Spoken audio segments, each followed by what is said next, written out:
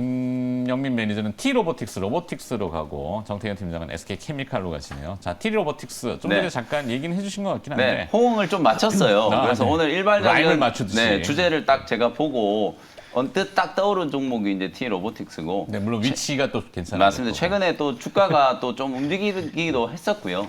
기술주들이 아무래도 또 뭐 조금 부침이 있긴 하지만 그래도 자율주행이라든지 로봇과 관련된 종목들은 내년에 대한 이제 기대감이 좀 살아있는 그런 상황이라서 네. T로보틱스라는 종목 특히나 또 어저께 또 주가가 또 강하게 조정을 좀 받았기 때문에 오. 또 한번 5일선 받쳐놓고 매수를 좀 특별한 할 수 이유는 있는 없었나요? 기회다. 네, 어저께 이제 전체적으로 뭐 시장이 기술주들이 다 조금, 조금 오후장에 조금 투매가 좀 나오면서 조정을 좀 받았는데요. 네. 오늘은 뭐 어쨌든 미국장이 빠지긴 했습니다만은 아까 뭐 코스피 이제 상승 출발할 가능성이 높다고 말씀해 주셨잖아요. 야간 이제 선물 시장이 코스피는 상승 전환 일단 성공을 했고 이러다 하락 출발하면 어떡하죠? 환율도 조금 떨어질 가능성도 있고 채널 돌아가고 시청률 떨어지면은 네. 그렇지는 않을 거라고 보고요. 어제보다는 오늘이 그래도 시장 분위기는 조금 더 낫지 않을까 뭐 그런 생각이 좀 들기 근거가 때문에 있어야 되잖아요. 그냥 네. 막연하게 상승 출발할 것 같습니다. 코스피가 미국장 하락에도 불구하고 이런 게 아니라 네. 근거는 아까 네 가지나 제가 들었기 때문에 그렇죠. 뭐 일단은 충분하다고 봅니다. 네. 그래서 T로보틱스라는 종목 개괄적으로 일단 먼저 조금 설명을 드려보면 일단 설립한 건 이제 2004년이기 때문에 업력은 이제 꽤 오래된 회사고 2018년에 이제 코스닥 입성에 성공을 한 회사다. 산업용 이제 보통 진공 로봇 이런 것들이 이제 보통 우리가 반도체나 디스플레이 공정에 가장 좀 광범위하게 활용되는 이제 로봇이라고 생각하시면 될 것 같아요. 쉽게 얘기하면 이제 패널을 옮기는 로봇, 그 다음에 반도체 웨이퍼를 옮기는 로봇, 이런 것도 대표적으로 우리 사이맥스 같은 기업들 여러분들 알고 계시잖아요. 그런 기업들이 하고 있는 로봇을 전문적으로 제조하고 최근에는 이 자율주행이나 자동화 장비를 또 제조를 하는 쪽으로 시장을 확대를 시키고 있다. 이렇게 이제 생각하시면 될 것 같고요. 이 회사가 이제 가지고 있는 게 이제 로봇 구동과 관련된 설계, 그 다음에 자율주행을 제어할 수 있는 기술, 그리고 센서와 비전 인식 기술을 다 갖고 있는 회사이기 때문에 하드웨어적인 부분과 소프트웨어적인 부분들을 전부 다 이제 기술력을 보유하고 있는 회사라서 확장성이 상당히 좀 큰 게 이 회사의 이제 장점이다라고 생각하시면 될 것 같습니다. 중화권 기업, 특히 이제 패널 기업들이 올해 이제 디스플레이, LCD 업황도 사실 썩 좋지는 않았고 대형 OLED TV 시장이 개화되면서 OLED 쪽은 좀 괜찮았지만 중화권 이제 패널 기업들이 투자가 이제 계속 좀 지연되면서 사실상 로봇 관련된 기업들도 실적이 썩 좋지 않았거든요. 지금 보시는 것처럼 올해 뭐 계속 1분기, 2분기, 3분기 실적 부침이 조금 있었고 영업이익도 3분기 때 이제 조금 적자 전환될 정도로 사업이 조금 힘들었는데 내년에는 이제 대규모 OLED 투자 사이클, 국내 기업뿐만 아니라 중화권 기업들도 OLED 투자 사이클이 좀 생길 거기 때문에 반도체와 이 OLED 투자 사이클에 또 수혜를 입을 수 있는 이제 진공 로봇 매출액은 내년에 이제 좀 무난하게 흑자 전환에 성공하고 턴어라운드 가능성이 좀 높다. 이렇게 이제 말씀을 좀 드리도록 하고요. 네. 여기까지는 사실은 뭐 일반적인 로봇 기업과 크게 이제 차별된 점이 없는데 지금부터가 이제 조금 차별화 포인트라고 생각하시면 될 것 같아요. 무인 운반차. 요즘에 이제 여러분들 그 택배를 로봇들이 배송하는 거, 소위 말해서 드론이 네. 택배를 배송하는 거 그거 많이 보셨을 텐데요. 실제로 이 자율주행 로봇의 기능이 더 업그레이드 되기 시작하면 드론 아니더라도 로봇이 가까운 지역은 충분히 이제 배달을 직접 할 수 있는 그런 이제 로봇들을 만들어내고 있거든요. 그래서 이제 자동 이송 로봇, 무인 운반차, 자율주행 로봇 이런 쪽으로도 이제 지금 사업 포트폴리오를 지금 강화를 시키고 있는 상황이고 특히나 자율주행 로봇은 이 관제 시스템 제가 아까 말씀드렸잖아요. 로봇 제어 기술까지 다 가지고 있는 상황이기 때문에 소프트웨어적인 측면까지도 개발이 다 완료가 되어 있는 상태다. 센서를 통한 이제 자율주행을 통해서 제조업, 반도체나 디스플레이 같은 이런 광범위한 제조업 쪽 분야뿐만 아니라 물류 혁신까지도 좀 가능할 수 있게 만드는 로봇들을 제조를 하고 있는 상황이고 그리고 오늘 이제 호응을 좀 맞춰본다면 이 인공지능과 의료가 이제 결합된 거라고 볼 수 있잖아요. 네. 제가 사진을 하나 준비를 해왔는데 요 회사가 스위스에 있는 마이오 스위스라고 하는 이 웨어러블 디바이스를 만드는 회사인데 이걸 또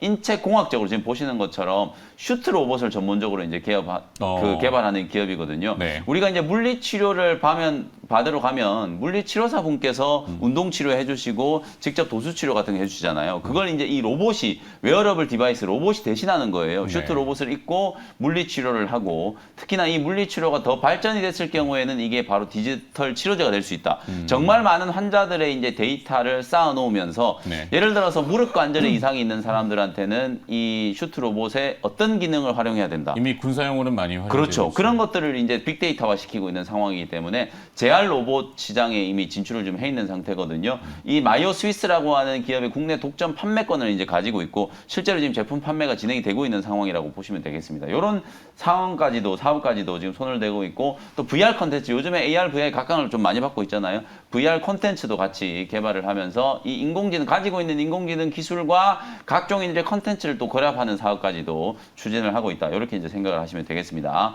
가격 전략 말씀을 좀 드려보면은 어저께 뭐 말씀드린 것처럼 뭐 기술주들 자율주행 관련된 종목이라든지 로봇 관련된 종목들이 어저께 단기 차익 매물을 좀 맞으면서 조정이 좀 들어왔거든요. 근데 거래량을 보시면은 어제 정말 거래가 좀 미미하게 그냥 주가만 좀 밀렸어요. 네. 시장 분위기가 워낙 좀 안 좋다 보니까 매물을 받아주는 수급은 없고 또 누군가는 또 많이 올라온 자리에서 이제 차익 실현을 좀 하려다 보니까 거래 없이 이제 주가가 밀린 상태거든요. 이런 걸 우리가 이제 쉽게 얘기하면 눌림목이다. 뭐 이렇게 얘기를 하는 거기 때문에 한 8,600원 정도 가격부터 9,000원 정도를 5일선 이제 눌림목 가격대라고 설정을 해 놓으시고 매수 접근을 한번 해보시면 좋을 것 같고요. 1차 목표 가격은 전고점이었던 1,500원 정도, 손절 가격은 7,500원 정도로 가격 전략을 제시해 드리도록 하겠습니다. 네, 김명민 매니저의 T-로보틱스 내용 정리 화면으로 나오고 있습니다.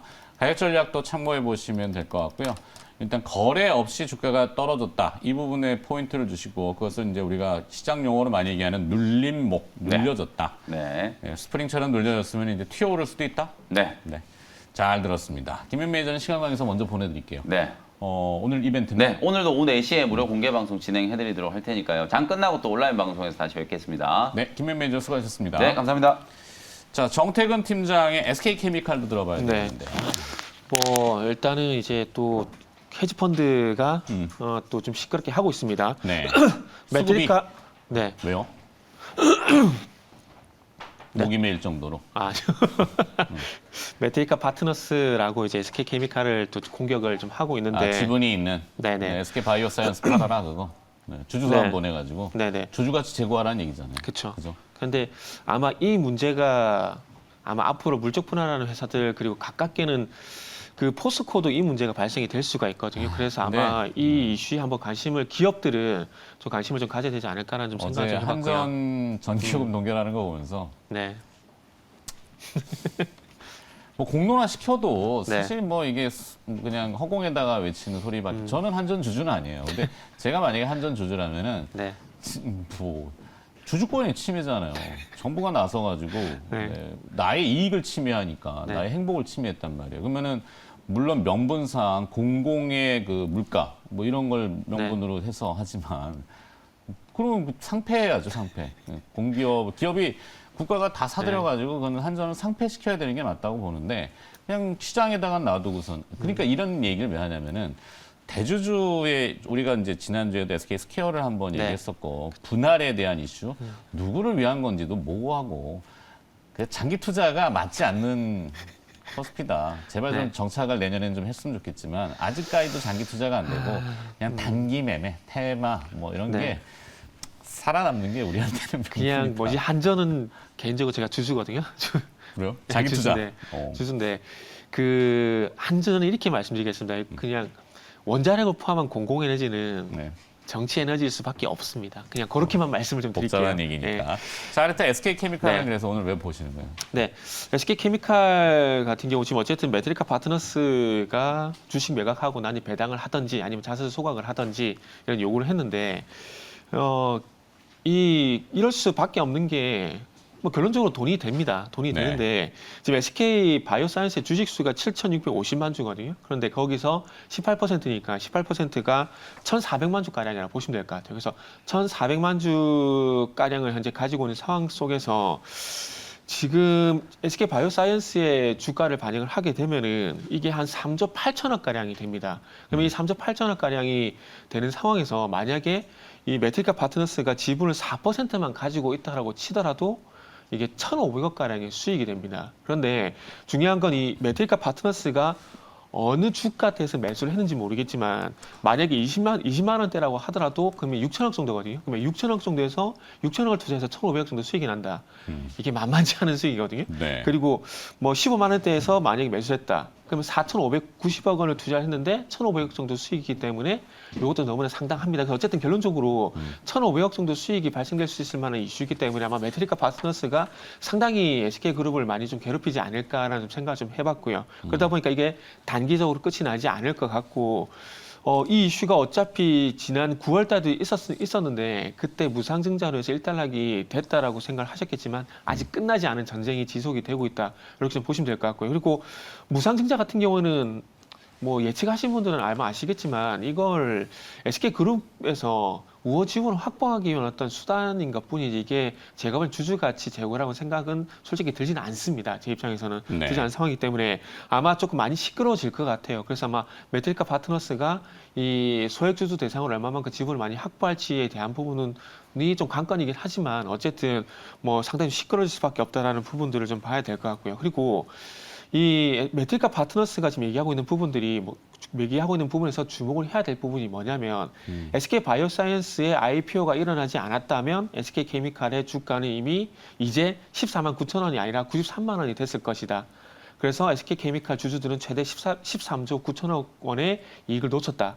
이게 무슨 얘기냐면은 자 예전에 포스코도 한번 예를 들었었는데 네. 그러니까 물적 분할의 가장 큰 문제가 뭐냐면 이게 상장이 된다는 게 주주들 입장에서는 가장 큰 리스크라고 볼 수 있을 것 같아요. 무슨 얘기냐면은 포스코를 만약 예를 들게 되면은 지금 포스코에 계신 회장님께서 하신 얘기가 철강이라는 이미지 때문에 수소라든지 2차 전지에 대한 어떤 가치가 제대로 반영이 되지 않고 있다는 얘기를 하고 있거든요. 그러면서 물적 분할을 진행하게 되면서 지주회사 전환을 하게 되는데 지주회사를 만들고 그 아래 철강회사, 포스코 철강회사로 내려버리는 거죠. 이렇게 되면은 포스코는 철강회사에 대한 가치도 있지만은 중요한 건 수소라든지 2차 전지에 대한 그리고 무역 부분의 어떤 가치도 같이 올라온다는 얘기입니다. 그런데 이게 100% 자회사에 있을 때 해당하는 얘기가 되는 거고 만약에 LG화학이라든지 SK이노베이션처럼 물적 분할을 하고 난 다음에 상장을 하게 되면은 만약에 SK케미칼을 예를 들게 만약에 그 포스코를 예를 들게 되면 그 LG화학을 예를 들게 되면은 네. 2차 전지가 좋다라면은 차라리 LG 에너지 솔루션을 투자하는 게 맞다라는 거죠.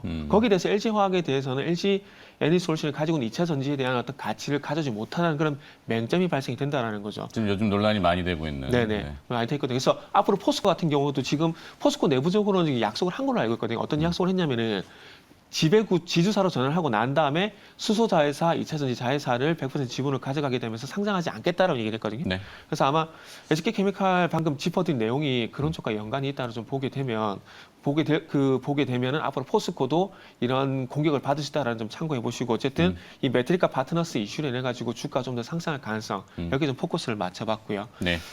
그래서 마지막으로 가격 전략만 말씀드리고 마무리하도록 하겠습니다. 알겠습니다. 매수가는 15만 3천 원에서 15만 7천 원 말씀드리고 싶고요. 그리고 목표가는 18만 원, 손절가는 14만 9천 원 말씀드리도록 하겠습니다. 네.